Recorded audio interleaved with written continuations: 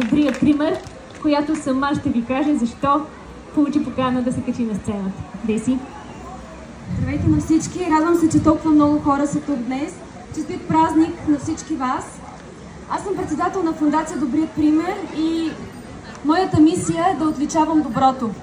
И когато една трагедия е събрала това семейство и много самишленици и подкрепа, за да показваме примерът как можеш да се справиш, как можеш да превъзмогнеш мъката и да имаш такава сила и дух и воля да продължиш напред, и не само това, но и да даваш своя пример, да продължаваш мисията на Стефан и да помагаш много хора да бъдат по-осъзнати, да бъдат замислени, когато излизат на пътя, да учим младите, да показваме на децата какво е важно, когато сме на пътя, то тогава тези примери трябва да бъдат показвани и отличавани.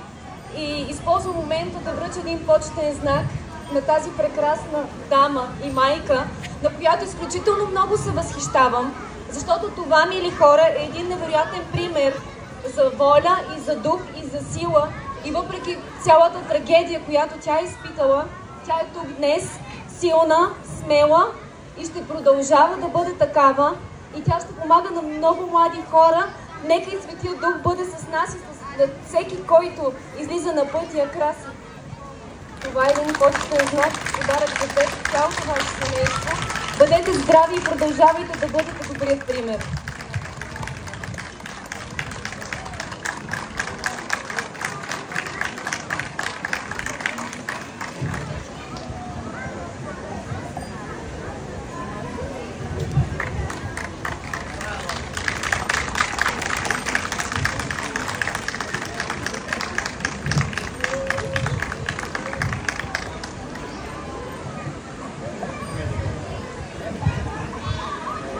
Чудеса се случват днес.